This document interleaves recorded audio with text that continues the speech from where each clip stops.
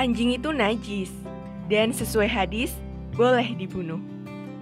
Benar gitu? Anjing adalah salah satu hewan yang paling banyak dibahas dalam sejarah Islam. Kisah-kisahnya begitu menarik sampai-sampai diabadikan di dalam kitab suci. Nggak tanggung-tanggung, anjing disebutkan sebanyak 6 kali dalam Al-Quran.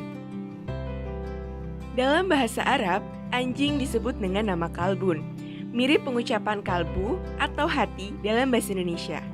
Namun, kata kolbun yang berarti hati menggunakan huruf qaf, bukan huruf kaf. Dalam budaya Arab klasik, anjing tidak memiliki konotasi yang negatif dan cenderung menjadi hewan yang sangat dekat dengan keseharian masyarakat. Bahkan, salah satu kakek Nabi ada yang bernama Kilab.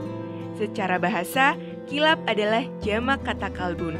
Nama asli Kilab sendiri adalah Hakim bin Murrah. Ia dipanggil Kilab karena sering berburu menggunakan anjing. Lalu, apa kata Al-Quran tentang anjing? Dalam Al-Quran, kata kalbun atau anjing disebutkan dalam 3 surat, yaitu Al-Maidah, Al-A'raf, dan Al-Kahfi. Yang menurut Dr. Abdul Hamid Qutbi dalam kitab Al-Bayan terbagi dalam 3 tema. Pertama, surat Al-Maidah ayat 4. Ayat ini berbicara tentang anjing sebagai hewan pemburu yang sudah terlatih, di mana hasil buruannya halal dikonsumsi manusia. Kedua, dalam surat Al-A'raf sebagai hewan dengan perilaku unik.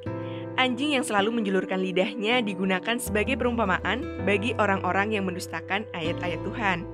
Ketiga, Al-Quran menjelaskan bahwa anjing adalah hewan yang sangat setia dan hidup menemani manusia. Kisahnya diabadikan dalam surat Al-Kahfi ayat 18 dan 22. Lalu, apa sebenarnya yang membuat sebagian muslim menganggap anjing itu najis? Jadi, ada sebuah hadis yang berbunyi, apabila anjing menjilat wadah seseorang, maka keriklah bekasnya, lalu basuhlah wadah itu 7 kali. Hadis riwayat Bukhari dan Muslim. Menyikapi hadis tersebut, para ulama berbeda pendapat. Mengutip lembaga fatwa Mesir Dar al-Ifta, ada 3 opsi pandangan ulama menyikapi status anjing najis atau tidak. Pertama, para ulama mazhab Syafi'i dan Hambali berpendapat bahwa anjing najis secara keseluruhan, baik anggota tubuhnya yang kering ataupun yang basah. Kedua, ulama mazhab Hanafi berpandangan bahwa status anjing itu pada dasarnya suci, kecuali bagian yang basah dari anjing seperti kencing, keringat, liur, dan segala yang basah hukumnya adalah najis. Ketiga, menurut ulama mazhab Maliki, status anjing suci secara keseluruhan tidak najis, baik bagian yang kering maupun yang basah. Mazhab Maliki berpandangan bahwa membasuh jilatan anjing hanyalah bagian dari kesunahan dan bersifat ta'abbud atau mengikuti ibadah tanpa ada alasan khusus. Jadi, soal kenajisan anjing ini memang tidak pernah disebutkan secara tersurat, baik di dalam Al-Quran maupun hadis. Perbedaan pendapat antara ulama bersumber pada tafsir dan pemahaman yang berbeda dari hadis Nabi terkait perintah membilas bejana yang dijilat anjing.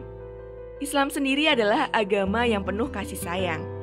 Dalam berbagai hadisnya, Rasulullah telah memerintahkan umat Islam agar berbuat baik kepada hewan dan lingkungan. Pada saat pembebasan Mekah, Nabi Muhammad melihat seekor anjing betina di dekat sumur yang sedang menyusui anak-anaknya. Lalu, beliau memerintahkan salah seorang sahabat menjaga anjing tersebut agar tidak terganggu rombongan para tentara yang berangkat menuju Mekah. Demikian juga di Madinah. Suatu waktu Nabi Muhammad melihat seekor anjing yang diberi tanda besi panah di wajahnya. Beliau jatuh iba. Rasulullah kemudian melarang memukul wajah dan menandai wajah pada binatang. Hadis riwayat Muslim. Rasulullah bahkan menjelaskan bahwa berbuat baik pada hewan akan mendatangkan pahala bagi manusia.